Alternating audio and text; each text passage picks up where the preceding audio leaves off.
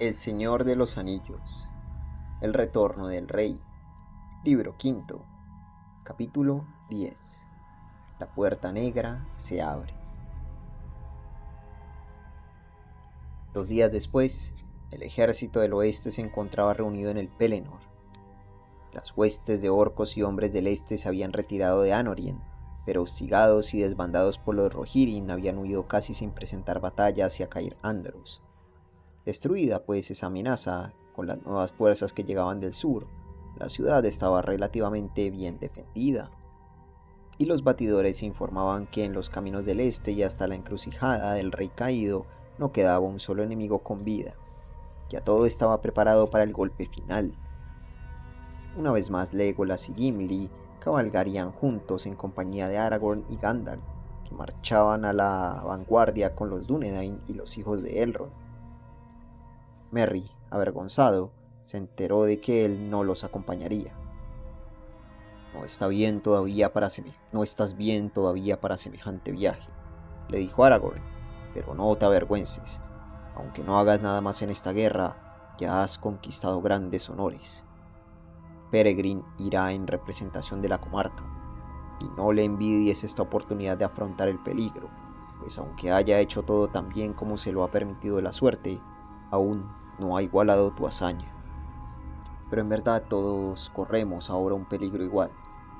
Tal vez nuestro destino sea encontrar un triste fin ante la puerta de Mordor, y en tal caso también a vosotros os habrá llegado la última hora, sea aquí o donde quiera que os atrape la marea negra. Adiós. Merry siguió observando de mala gana los preparativos de la partida. Vergil lo acompañaba, pero también él estaba abatido. Su padre marcharía a la cabeza de una compañía de hombres de la ciudad, pues hasta tanto no se le juzgase, no se podría reintegrar a la guardia. En esa misma compañía partía Pippin, soldado de Gondor. Merry alcanzó a verlo no muy lejos, una figura pequeña pero erguida entre los altos hombres de Minas Tirith. Sonaron por fin las trompetas y el ejército se puso en movimiento. Escuadrón tras escuadrón, compañía tras compañía, dieron media vuelta y partieron rumbo al este. Y hasta después que se perdieran de vista en el fondo de la carretera que conducía al camino amurallado, Merry se quedó allí. Los últimos yelmos y lanzas de la retaguardia centellaron a la luz del sol de la mañana y desaparecieron a lo lejos. Y Merry aún seguía allí, con la cabeza gacha y el corazón oprimido, sintiéndose solo y abandonado. Los seres que más quería habían partido hacia las tinieblas en el distante cielo del este, y pocas esperanzas le quedaban de volver a ver a alguno de ellos. Como llamado por la desesperación, le volvió el dolor del brazo. Se sentía viejo y débil, y la luz del sol le parecía pálida. El contacto de la mano de Vergil lo sacó de esas cavilaciones. «Vamos, maese Perian», dijo el muchacho, «veo que todavía te duele. Te ayudaré a regresar a las casas de curación, pero no temas, volverán. Los hombres de Minas Tirith jamás serán derrotados. Y ahora tienen al señor Piedra de Elfo, y también a Beregond de la Guardia». El ejército llegó a Osgiliath antes del mediodía. Allí todos los operarios y artesanos disponibles estaban ocupados. Algunos reforzaban las barcazas y los puentes que el enemigo había construido y destruido en parte al huir. Otros almacenaban los víveres y recogían el botín, y otros levantaban deprisa obras de defensa en el margen oriental del río. La vanguardia pasó por las ruinas de la antigua Gondor, y luego por encima del ancho río, y tomó el camino largo y recto construido en otros días entre la hermosa Torre del Sol y la elevada Torre de la Luna, ahora convertida en Minas Morgul, en el Valle Maldito. 5 leguas más allá de Osgiliath se detuvieron, concluyendo la primera jornada de marcha. Pero los jinetes continuaron avanzando, y antes de la noche habían llegado a la encrucijada y al gran círculo de árboles. Allí todo era silencio. No se veían rastros del enemigo, ni se escuchaban gritos ni clamores. Ni un solo dardo había volado desde las rocas o los matorrales próximos, y sin embargo, mientras avanzaban sentían cada vez más que la tierra vigilaba alrededor. Los árboles, las piedras y el follaje, las briznas de hierba, todo parecía escuchar. La oscuridad se había disipado, y el sol se ponía a lo lejos en el valle del Anduin, y los picos blancos de las montañas se arrebolaban en el aire azul. Pero había una sombra y una tiniebla sobre los Efeldwad. Apostando a los trompetas del ejército en cada uno de los 4 senderos que desembocaban en el círculo de árboles, Aragorn ordenó que tocasen una gran fanfarria y a los heraldos que gritasen: «Los señores de Gondor han vuelto y han rescatado estos territorios que les pertenecen». Y la horrorosa máscara de orco sobre la mutilada estatua de piedra fue arrojada al suelo y rota en 1000 pedazos, y recogiendo la cabeza del viejo rey, todavía coronada de flores blancas y doradas, la colocaron de nuevo en su sitio, y limpiaron y borraron todas las inscripciones inmundas que los orcos habían puesto en la piedra. Durante el debate, algunos habían aconsejado que Minas Morgul fuese el primer blanco, y que si lograban tomarla, la destruyesen totalmente, sin dejar piedra sobre piedra. ¿Y acaso, había dicho Imrahil, el camino que desde allí conduce al paso entre las cumbres sea una vía de ataque al Señor Oscuro más accesible que la Puerta del Norte? Pero Gandalf se había opuesto terminantemente, no solo a causa de los maleficios que pesaban sobre el valle, donde las mentes de los vivos enloquecían de horror, sino también por las noticias que había traído Faramir. Porque si el portador del anillo había en verdad intentado ese camino, era menester, por sobre todas las cosas, no atraer hacia allí la mirada del ojo de Mordor. Y al día siguiente, cuando llegó el grueso del ejército, pusieron una guardia numerosa en la encrucijada para contar con alguna defensa, en caso de que Mordor mandase fuerzas a través del paso de Morgul. En caso de que Mordor mandase fuerzas a través del paso de Morgul, o enviara nuevas huestes desde el sur. Para esta guardia escogieron arqueros que conocían los caminos de Ithilien. Permanecería oculta en los bosques y pendientes del cruce de caminos. Pero Gandalf y Aragorn cabalgaron con la vanguardia hasta la entrada del valle de Morgul y contemplaron la ciudad maldita. Estaba a oscuras y sin vida, porque los orcos y las otras criaturas innobles que habitaran allí habían perecido en la batalla, y los Nazgûl estaban fuera. No obstante, el aire del valle era opresivo, cargado de temor y hostilidad. Destruyeron entonces el puente siniestro, incendiaron los campos malsanos y se alejaron.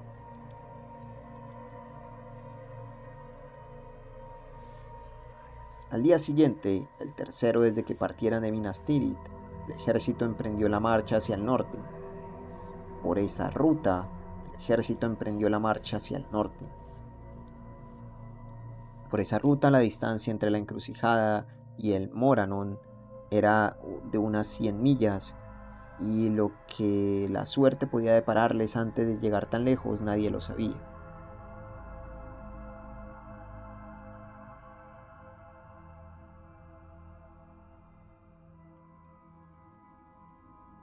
Avanzaban abiertamente, pero con cautela, precedidos por batidores montados, mientras otros exploraban a pie los flancos del camino y más los del lado oriental, porque allí se extendía un boscaje sombrío y una zona anfractuosa de barrancos y despeñaderos rocosos, y detrás se alzaban las laderas largas y empinadas de Efeldwad.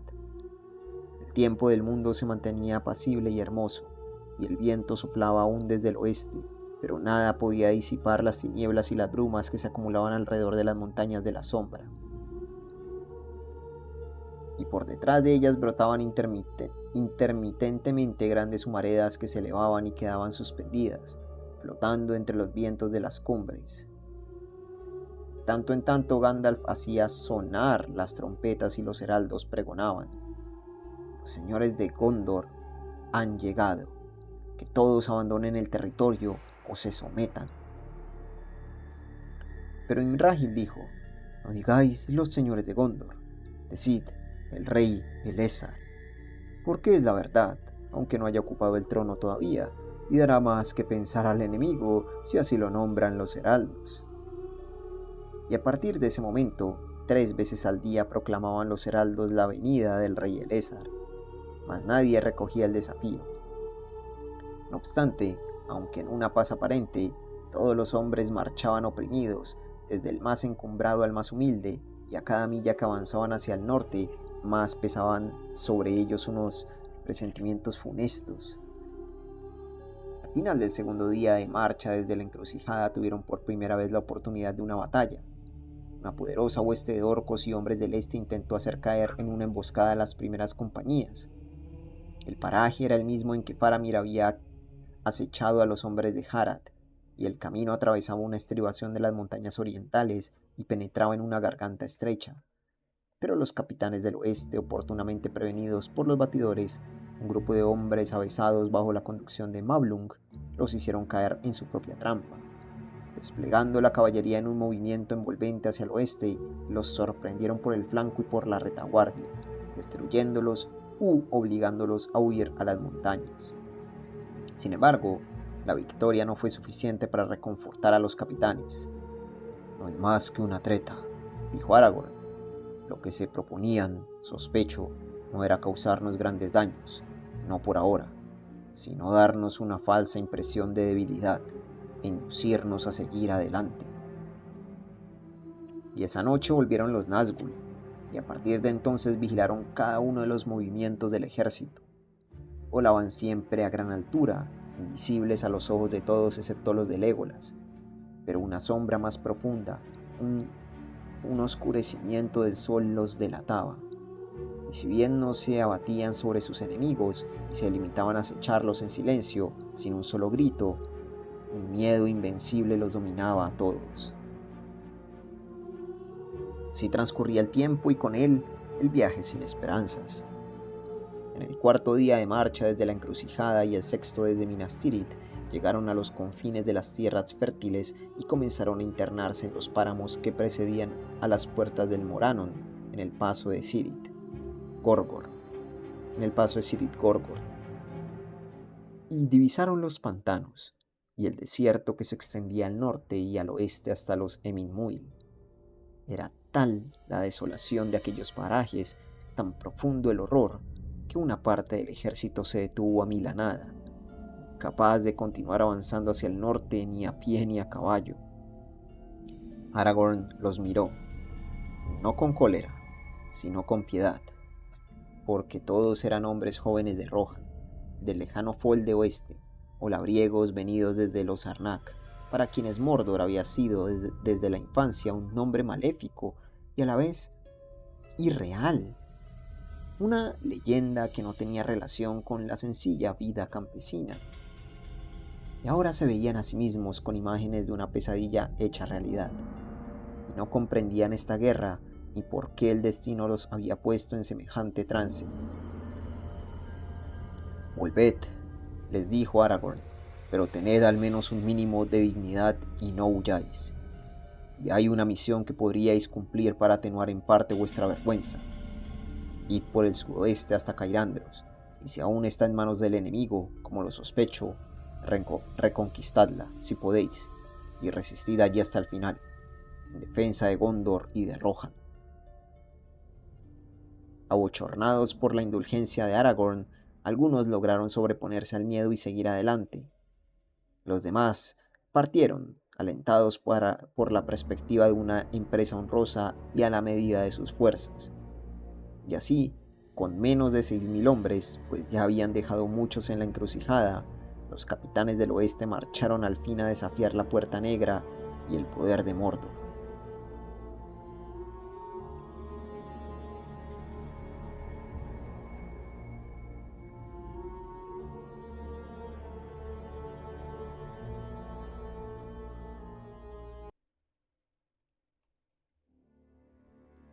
Ahora avanzaban lentamente, esperando a cada momento una respuesta, y en filas más compactas, comprendiendo que enviar batidores o pequeños grupos de avanzada era un despilfarro de hombres.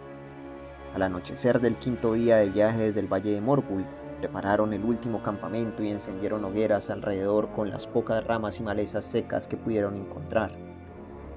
Pasaron en vela las horas de la noche y alcanzaron a ver unas formas indistintas que iban y venían en la oscuridad, y escucharon los aullidos de los lobos. El viento había muerto, y el aire de la noche parecía estancado. Apenas veían, pues aunque no había nubes y la luna creciente era de 4 noches, humos y emanaciones brotaban de la tierra y las nieblas de Mordor amortajaban el creciente blanco. Empezaba a hacer frío. Al amanecer el viento se levantó otra vez, ahora desde el norte, y no tardó en convertirse en un hálito helado. Todos los merodeadores nocturnos habían desaparecido y el paraje parecía desierto. Al norte, entre los pozos mefíticos, se alzaban los primeros promontorios y colinas de escoria y roca carcomida y tierra dilapidada, el vómito de las criaturas inmundas de Mordor.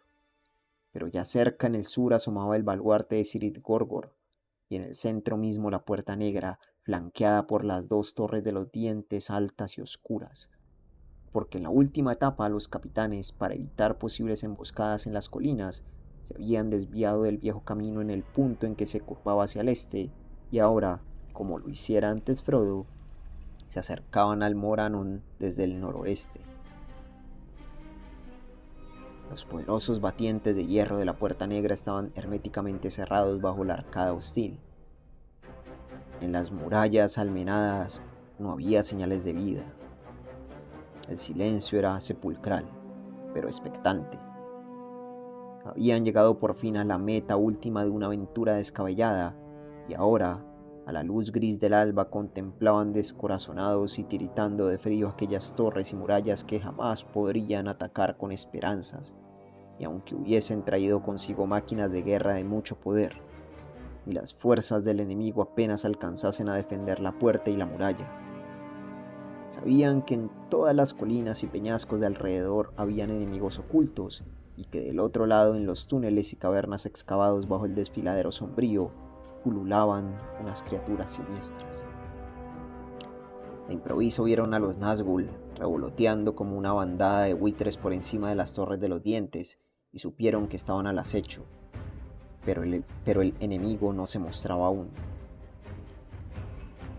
No les quedaba otro remedio que representar la comedia hasta el final. Aragorn ordenó el ejército del mejor modo posible, en 2 grandes colinas de piedra y tierra que los orcos habían amontonado en años y años de labor. Ante ellos y hacia Mordor se abrían como un foso un gran senegal infecto y unos pantanos pestilentes.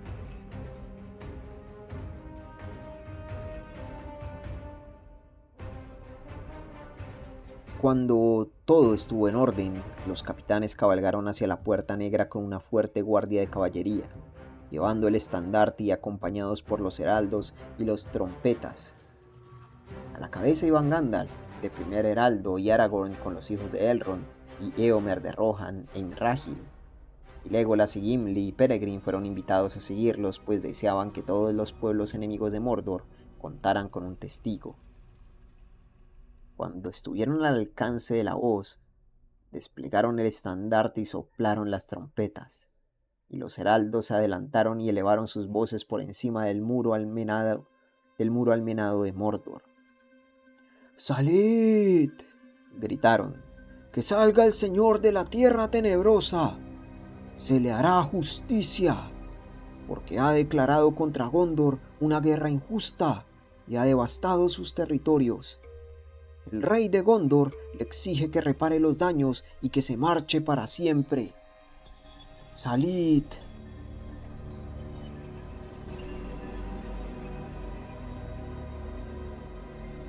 Siguió un largo silencio. Ni un grito, ni un rumor llegó como respuesta desde la puerta y los muros. Pero ya Sauron había trazado sus planes.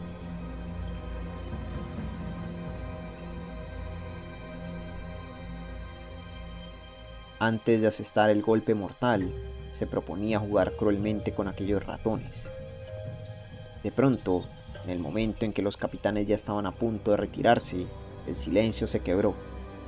Se oyó un prolongado redoble de tambores, como un trueno en las montañas, seguido de una algarabía de cuernos que estremeció las piedras y ensordeció a los hombres. Y el batiente central de la Puerta Negra rechinó con estrépito y se abrió de golpe, dando paso a una embajada de la Torre Oscura. La encabezaba una figura, alta y maléfica.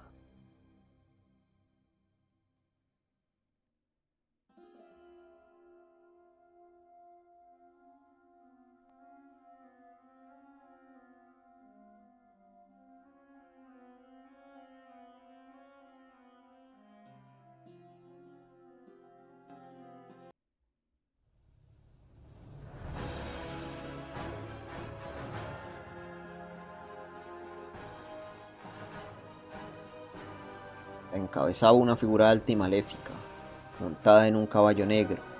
Si aquella criatura enorme y horrenda era en verdad un caballo.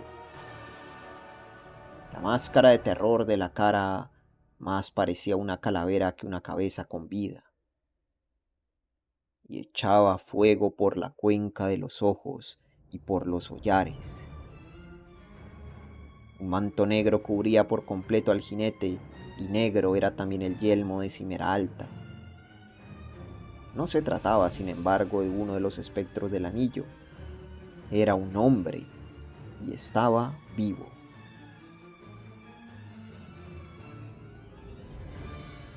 Era el lugarteniente de la torre de Barad-dûr, y ninguna historia recuerda su nombre, porque hasta él lo había olvidado. Y decía: «Yo soy la boca de Sauron». Pero se murmuraba que era un renegado, descendiente de los Númenóreanos negros que se habían establecido en la Tierra Media durante la supremacía de Sauron. Veneraban a Sauron, pues estaban enamorados de las ciencias del mal. Había entrado al servicio de la Torre Oscura en tiempos de la primera reconstrucción, y con astucia se había elevado en los favores del Señor, y aprendió los secretos de la hechicería, y conocía muchos de los pensamientos de Sauron, y era más cruel que el más cruel de los orcos. Este era pues el personaje que ahora avanzaba hacia ellos, con una pequeña compañía de soldados de armadura negra, y enarbolando un único estandarte negro, pero con el ojo maléfico pintado en rojo. Deteniéndose a pocos pasos de los capitanes del oeste, los miró de arriba abajo y se echó a reír. ¡Ah, ah, ah, ah! ¿Hay en esta pandilla alguien con autoridad para tratar conmigo?, preguntó. ¿O en verdad con seso suficiente como para comprenderme? No, tú, por cierto, se burló, volviéndose a Aragorn con una mueca de desdén. Para ser un rey, no basta con un trozo de vidrio élfico y una chusma semejante. Si hasta un bandolero de las montañas puede reunir un séquito como el tuyo. Aragorn no respondió, pero clavó en el otro la mirada y la sostuvo. Y así lucharon un momento, ojo contra ojo. Pero pronto, sin que Aragorn se hubiera movido ni llevara la mano a la espada, el otro retrocedió acobardado como bajo la amenaza de un golpe. «Soy un heraldo y un embajador. Nadie puede atacarme», gritó. «Donde mandan esas leyes», dijo Gandalf, «también es costumbre que los embajadores sean menos insolentes. Nadie te ha amenazado. Nada tienes que temer de nosotros hasta que hayas cumplido tu misión. Pero si tu amo no ha aprendido nada nuevo, correrás entonces un gran peligro, tú y todos los otros servidores». «Ah», dijo el emisario, «de modo que tú eres el portavoz, viejo barba gris. No hemos oído hablar de ti de tanto en tanto y de tus andanzas, siempre tramando intrigas y maldades a una distancia segura. Pero esta vez has metido demasiado la nariz, maese Gandalf. Ya verás que le espera a quien echa unas redes insensatas a los pies de Sauron el Grande. Traigo conmigo testimonios que me han encomendado mostrarte, a ti en particular, si te atrevías a venir aquí». Hizo una señal y un guardia se adelantó, llevando un paquete envuelto en lienzos negros. El emisario apartó los lienzos y allí, ante el asombro y la consternación de todos los capitanes, levantó primero la espada corta de Sam, luego una capa gris con un broche élfico y por último la cota de malla de Mithril que Frodo vestía bajo las ropas andrajosas. Una negrura repentina cegó a todos, y en un momento de silencio pensaron que el mundo se había detenido, pero tenían los corazones muertos y habían perdido la última esperanza. Pippin, que estaba detrás del príncipe Inrágil, se precipitó hacia adelante ahogando un grito de dolor. ¡Ah! ¡Silencio!, le dijo Gandalf con severidad mientras lo empujaba hacia atrás, pero el emisario estalló en una carcajada. Así que tenéis con vosotros a otro de esos trasgos, gritó. ¿Qué utilidad les encontráis? No lo sé, pero enviarlos a Mordor como espías sobrepasa vuestra inveterada imbecilidad. Sobrepasa vuestra inveterada imbecilidad.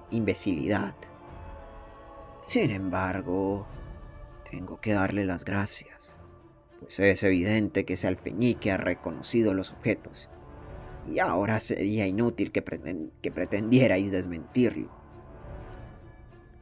No pretendo desmentirlo, dijo Gandalf, y en verdad yo mismo los conozco, así como la historia de cada uno de ellos.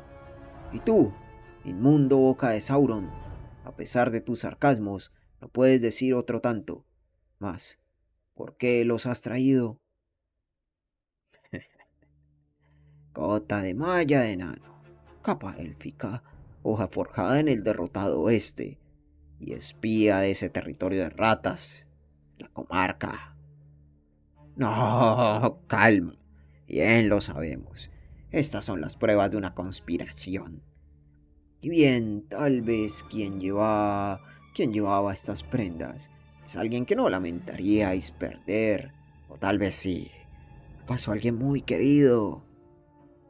Si es así, decidlo deprisa, con el poco seso que aún nos queda, porque Sauron no simpatiza con los espías, y el destino de este depende ahora de vosotros. Nadie le respondió, pero viendo las caras grises de miedo y el horror en todos los ojos, volvió a reír, pues le pareció que estaba ganando la partida. Magnífico, magnífico, exclamó. Veo que era alguien muy querido. ¿O acaso la misión que llevaba era tal que no querríais que fracasara? Pues bien, ha fracasado, y ahora tendrá que soportar el lento tormento de los años, tan largo y tan lento como solo pueden conseguirlo nuestros artificios en la gran torre. Yo nunca más será liberado, salvo tal vez cuando esté quebrado y consumido. Y entonces irá a vosotros y veréis lo que le habéis hecho. Todo esto le ocurrirá ciertamente, a menos que aceptéis las condiciones de mi señor. Di esas condiciones, dijo Gandalf con voz firme, pero quienes lo rodeaban vieron angustia en el semblante del mago, y ahora parecía un anciano decrépito, aplastado y derrotado al fin. Nadie pensó que no las aceptaría. He aquí las condiciones, sonrió el emisario, mientras observaba uno a uno a los capitanes. La chusma de Gondor y sus enganchados secuaces se retirarán enseguida a la otra orilla del Anduin, pero ante todo jurarán no atacar nunca más a Sauron el Grande con las armas, abierta o secretamente. Todos los territorios al este del Anduin pertenecerán a Sauron, para siempre y solo a él. Las tierras que se extienden al oeste del Anduin hasta las montañas nubladas y la quebrada de Rohan serán tributarias de Mordor. Y a sus habitantes les estará prohibido llevar armas, pero se les permitirá manejar sus propios asuntos. No obstante, tendrán la obligación de ayudar a reconstruir Isengard, que ellos destruyeron para nada, y la ciudad pertenecerá a Sauron.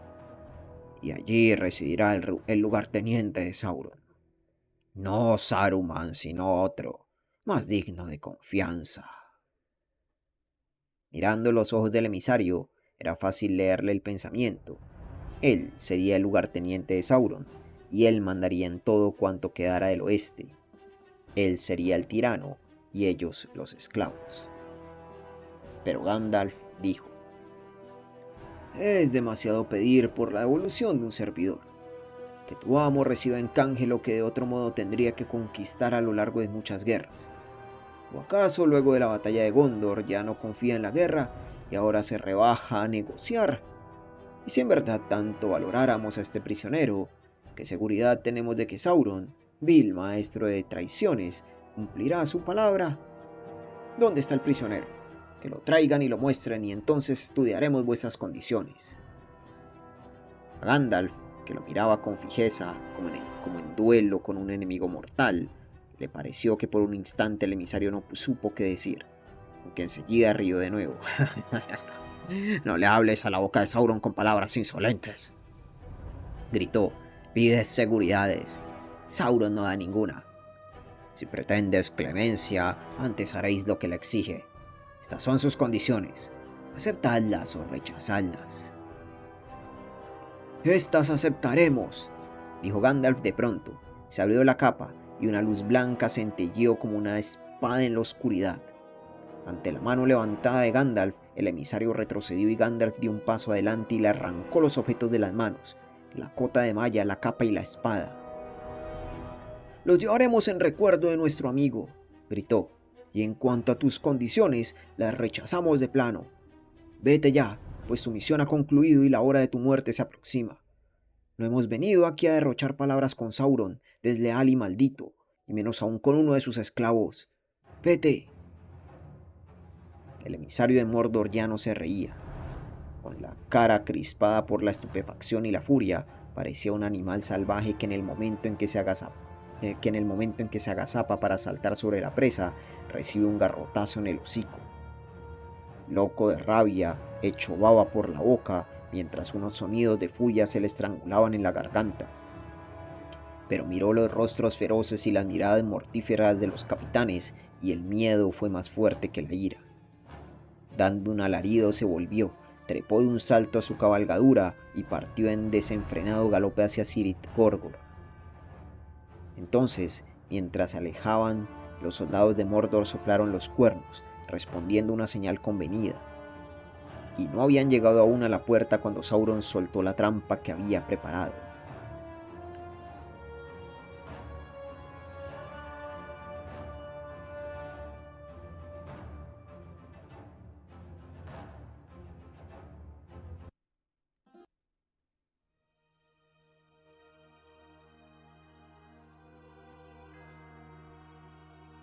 Los tambores redoblaron y las hogueras se encendieron. Los poderosos batientes de la Puerta Negra se abrieron de par en par y una gran hueste se precipitó como las aguas turbulentas de un dique cuando levantan una compuerta. Los capitanes del oeste volvieron a montar y se retiraron al galope y un aullido de burlas brotó del ejército de Mordor. Una nube de polvo oscureció el aire y desde las cercanías vino marchando un ejército de hombres del este que había estado esperando la señal, oculto entre las sombras del Elrond Litui, junto a la torre más distante. De las colinas que flanqueaban el Moranón se precipitó un torrente de orcos. Los hombres del oeste estaban atrapados y de pronto en aquellos montes grises unas fuerzas 10 y más veces superiores los envolverían en un mar de enemigos. Sauron había mordido la carnada con mandíbulas de acero. Poco tiempo le quedaba a Aragorn para preparar la batalla. En una misma colina estaban él y Gandalf, y allí enarbolaron el estante, hermoso y desesperado del árbol y las estrellas. En la colina opuesta flameaban los estandartes de Rohan y de Dol Amroth, caballo blanco y cisne de plata. Un círculo de lanzas y espadas defendía las dos colinas, pero al frente, en dirección a Mordor, allí donde esperaban la primera embestida violenta, estaban los hijos de Elrond a la izquierda, rodeados por los Dúnedain, y a la derecha el príncipe Inrahil con los apuestos caballeros de Dol Amroth y algunos hombres escogidos de la Torre de la Guardia. Soplaba el viento, cantaban las trompetas y las flechas gemían, y el sol que ahora subía hacia el sur estaba empañado por los vapores infectos de Mordor. Brillaba remoto, tétrico y bermejo, como a la hora postrera de la tarde o a la hora postrera de la luz del mundo. Y a través de la bruma cada vez más espesa llegaron con sus voces frías los Nazgûl, gritando palabras de muerte. Y entonces la última esperanza se desvaneció. Cuando oyó a Gandalf rechazar las condiciones del emisario, condenando a Frodo al tormento de la torre, Pippin se dobló hacia adelante, aplastado por el horror. pero había logrado sobreponerse y ahora estaba de pie junto a Beregond en la primera fila de Gondor, con los hombres de Imrahil, pues pensaba que lo mejor sería morir cuanto antes y abandonar aquella amarga historia, ya que la ruina era total. Ojalá estuviera Merry aquí, se oyó decir y se le cruzaron unos pensamientos rápidos, aún mientras miraba al enemigo que se precipitaba al ataque. Bien, ahora al menos comprendo un poco mejor al pobre Denethor. Si hemos de morir, ¿por qué no morir juntos, Merry y yo? Sí, pero él no está aquí, y ojalá tenga entonces un fin más apacible. Pero ahora he de hacer lo que pueda. Desenvainó la espada y miró las formas entrelazadas de rojo y oro, y los caracteres fluidos de la escritura númenoriana centellaron en la hoja como un fuego. Fue forjada de propósito para un momento como este, pensó. Si pudiera herir con ella a ese emisario inmundo, al menos quedaríamos iguales, el viejo Merry y yo. Bueno, destruiré a unos cuantos de esa ralea maldita antes del fin. Ojalá pueda ver por última vez la luz límpida del sol y la hierba verde. Y mientras pensaba esto, cayó sobre ellos el primer ataque. Impedidos por los pantanos que se extendían al pie de las colinas, los orcos se detuvieron y dispararon una lluvia de flechas sobre los defensores. Pero entre los orcos, a grandes trancos, rugiendo como bestias, llegó entonces una gran compañía de trolls de las montañas de Gorgoroth, más altos y más corpulentos que los hombres, no llevaban otra vestimenta que una malla ceñida de escamas córneas. O quizás esto fuera la repulsiva piel natural de las criaturas. Blandían escudos enormes, redondos y negros, y las manos nudosas empuñaban martillos pesados. Saltaron a los pantanos sin arredrarse y los vadearon, aullando y mugiendo mientras se acercaban. Como una tempestad se abalanzaron sobre los hombres de Gondor, golpeando cabezas y yelmos, brazos y escudos, como herreros que martillaran un hierro doblado al rojo. Junto a Pippin, Beregond los miraba aturdido y estupefacto y cayó bajo los golpes. Y el gran jefe de los trolls que lo había derribado se inclinó sobre él, extendiendo una garra ávida, pues esas criaturas horrendas tenían la costumbre de morder en el cuello a los vencidos. Entonces Pippin lanzó una estocada hacia arriba y la hoja del oesternese atravesó la membrana coriácea y penetró en los órganos, y la sangre negra manó a borbotones. El troll se tambaleó y se desplomó como una roca despeñada, sepultando a los que estaban abajo. Una negrura y un hedor y un dolor opresivo asaltaron a Pippin y la mente se le hundió en las tinieblas. Bueno, esto termina como yo esperaba. Oyó que decía el pensamiento ya a punto de extinguirse y hasta le pareció que se reía un poco antes de hundirse en la nada, como si le alegrase liberarse por fin de tantas dudas y preocupaciones y miedos. Y aún mientras se alejaba volando hacia el olvido, oyó voces, gritos que parecían venir de un mundo olvidado y remoto. ¡Llegan las águilas! ¡Llegan las águilas! El pensamiento de Pippin flotó un instante todavía. ¡Bilbo!, dijo, pero no, eso ocurría en la historia de él hace mucho, mucho tiempo. Esta es mi historia, y ya se acaba. Adiós. Y el pensamiento del hobbit huyó a lo lejos, y sus ojos ya no vieron más. Suscríbete, dale un like, un comentario, y a ser posible comparte este video. Ella me ayudaría mucho si te vuelves miembro del canal de YouTube. ¿En serio? En serio me ayudaría mucho. Y además a ti te llegarían todos los videos de forma anticipada. Fin del capítulo 10 y fin del libro quinto. El libro quinto ha terminado en lo que viene a ser el culminen de esta obra, ¿sabes? El momento cumbre de este libro, que es la batalla frente a la Puerta Negra. Pero para esperar la resolución de este combate y ver un poco más el desarrollo de este combate, tenemos que esperar, porque inicia el libro sexto, y el libro sexto nos ubicará unos días atrás, otra vez con Frodo y con Sam. Realmente no les toma mucho tiempo retornar, ¿sabes?, a este momento de la batalla. Pero Pero bueno, nos devolvemos un poquito, o sea, hay que esperar unos cuantos capitulillos más para poder ver la conclusión de todo esto.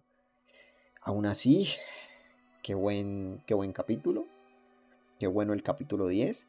Y el capítulo 1 del libro sexto se viene, ¿eh? O sea, me gusta mucho, sobre todo, a ver, te corta un poco el rollo, ¿no? Te corta